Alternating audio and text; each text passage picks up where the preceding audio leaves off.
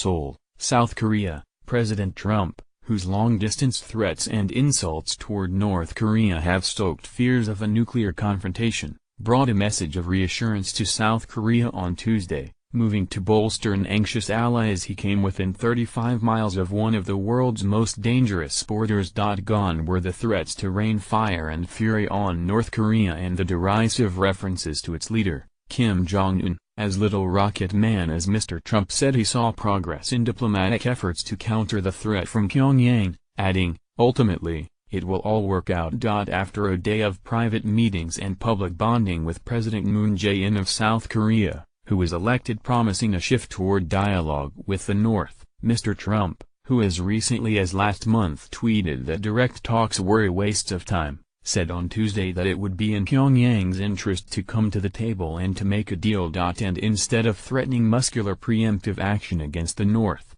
Mr. Trump said he prayed that using military force would not be necessary.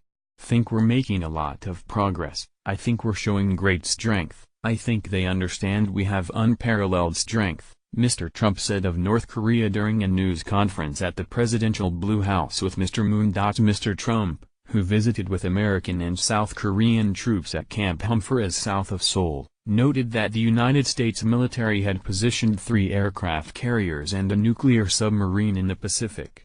"We have many things happening that we hope, in fact, I'll go a step further, we hope to God we never have to use," Mr. Trump said. When pressed by a reporter, Mr. Trump declined to say whether he still thought negotiations with North Korea would be a waste of time, making an uncharacteristic effort to avoid a remark that might have inflamed tensions. "I don't want to say that, I just don't want to say that," Mr. Trump said.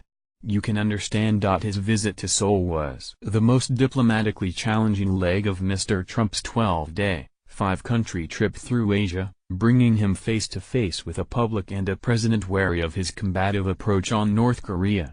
To many of Mr. Moon's progressive supporters, Mr. Trump poses as much of a threat to peace as Mr. Kim, if not more so. "Don't come, Trump.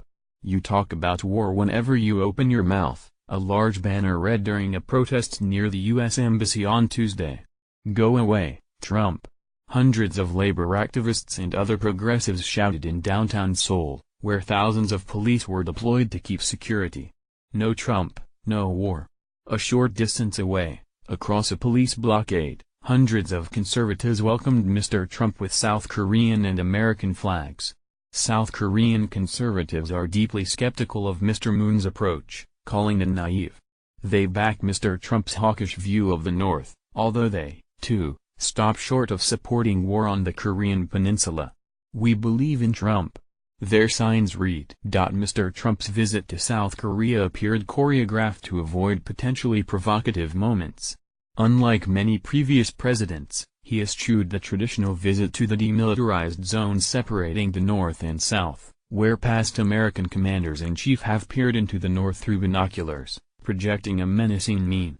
And while his advisers have signaled that Mr. Trump may soon return North Korea to the State Department's list of state sponsors of terrorism, he did not address that issue on Tuesday. Mr. Trump's change in tone notwithstanding, his advisers have increasingly been making the case that North Korea's ambition is to reunify the Korean peninsula by force, and that traditional deterrence, fear of overwhelming retaliation, cannot stop the North once it has a nuclear weapon capable of hitting the United States. Many observers are skeptical of both assertions, especially in South Korea, which would suffer greatly if a preemptive strike on the North led to all-out war. They argue that the leaders of Pyongyang's communist regime are not planning to use nuclear weapons to attack the United States or its allies, because they know that Washington would overwhelmingly counterattack. Rather, they say, North Korea is building its nuclear weapons out of fear, hoping that the arms will protect the country from invasion, or from outside intervention, in the case of a domestic uprising, allowing the North to focus on economic development. In addition, all of the countries around North Korea, even its old allies China and Russia, have said they would oppose war on the Korean peninsula. The view that North Korea would start war to communize Korea doesn't make sense anymore, said Kim Yon-hyun, a professor of North Korean studies at Dongguk University in Seoul.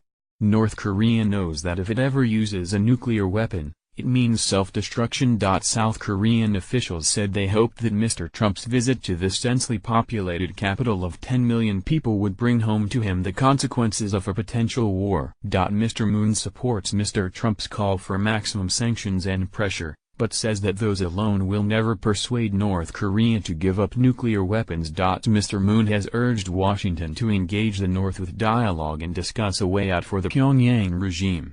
But so far, Mr. Trump has ignored such requests, even ridiculing Mr. Moon's efforts as appeasement. American officials in the region, too, were hoping the president's trip would help Mr. Trump gain a new perspective on how Seoul and Tokyo view the threat from up close, the regional trends affecting Asia beyond North Korea, including Chinese assertiveness, and the costs and consequences of military action, according to one U.S. official.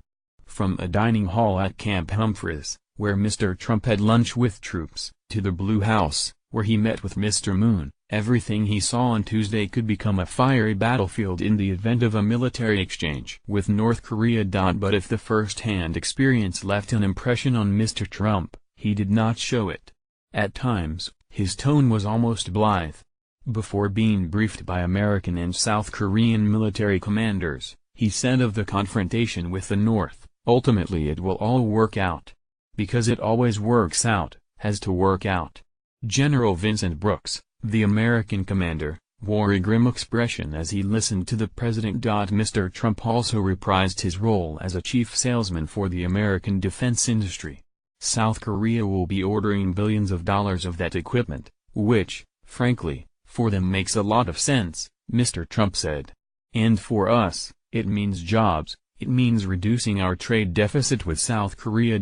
On the eve of a visit to China, Mr. Trump also made a pointed plea for countries around the world to use their influence to bring North Korea to heel, saying, "It is unacceptable that nations would help to arm and finance this increasingly dangerous regime." As Mr. Trump arrived in Seoul, there was renewed evidence of activity at a site in North Korea where the regime has conducted underground nuclear tests. It was not clear, however, whether the activity suggested another imminent test or merely construction on a tunnel that could be used for tests.